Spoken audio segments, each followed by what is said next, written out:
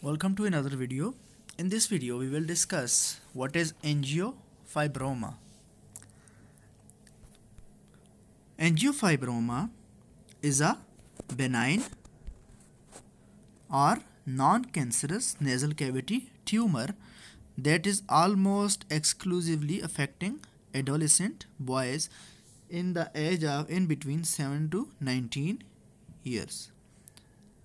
It may also be referred to as juvenile nasopharyngeal angiofibroma. What is the cause of juvenile nasal angiofibroma?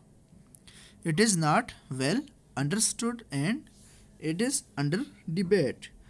There are few different hypotheses currently in the literature, primarily revolving around a vascular source.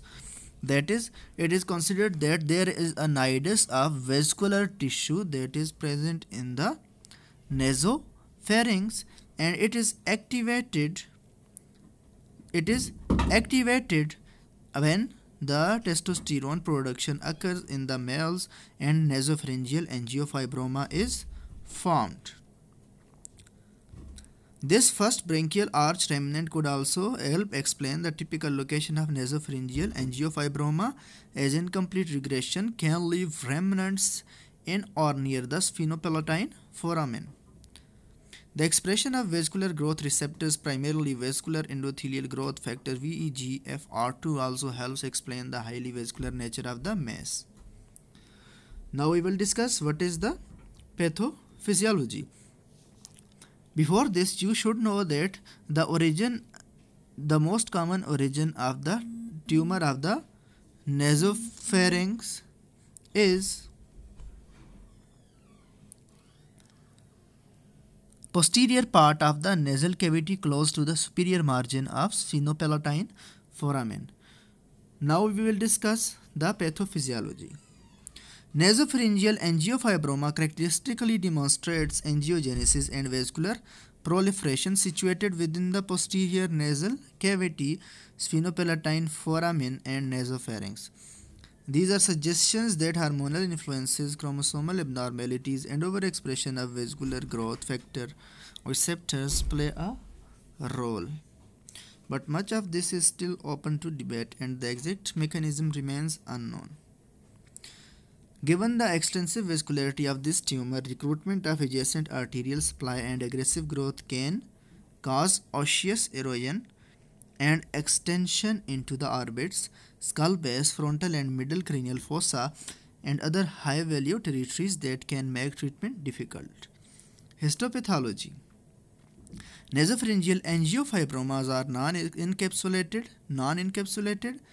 although it is benign, and well-circumscribed polypoid masses made up of both vascular and fibrous stromal tissue are present. Now, how a patient presents to you. The patient is adolescent male with chronic unilateral nasal obstruction and painless unprovoked epistaxis is common due to involvement of the nasal cavity. Other presenting complaints consists of headache and rhinorrhea, and when the mass is large and invasive, proptosis due to involvement of the orbit, and it gives a characteristic appearance called frog face deformity. Visual disturbance occurs, cranial nerve palsies occur, and eustachian tube dysfunction occurs. Eustachian tube, as we know, that is present in the nasopharynx, and therefore recurrent otitis media can occur, and then facial deformity can occur. The most important is swelling of the cheeks and curving of the posterior wall of the maxillary sinus. On physical exam, a mass is generally visible within the nasal cavity. How we diagnose and evaluate this condition? On the basis of clinical examination, we can reach our conclusion, but imaging diagnosis is required. Imaging evaluation consists of CT scan, that is computed tomography, and MRI, magnetic resonance imaging. On CT scan, we can see the extent of size and extent of this tumor.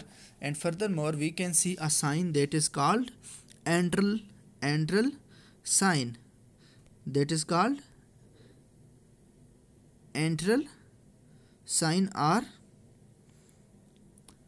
Holman-Miller sign. Holman-Miller sign, that is due to the bowing of the posterior wall of the maxillary sinus anteriorly.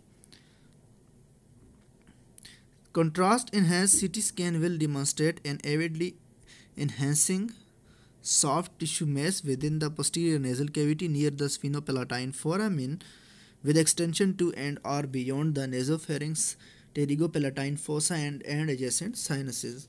Depending on the tumor size, the opacification of the sphenoid sinus or even the maxillary sinus or sinuses and ethmoidea cells can be seen either from obstruction or infiltration.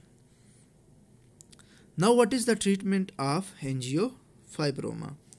Treatment is mainly, the treatment of choice is surgery, while radiation therapy and chemotherapy are also done in case of severe or recurrent cases.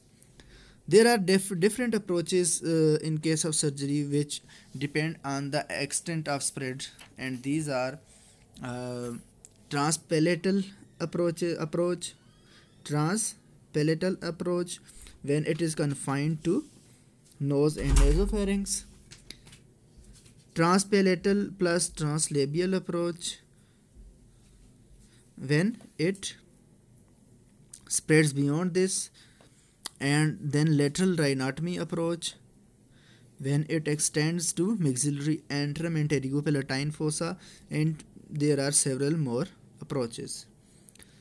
Before we end this topic, you should know that what are the sites where can it spread. It can spread to nasal cavity, and in nasal cavity it causes epistaxis, nasal obstruction, and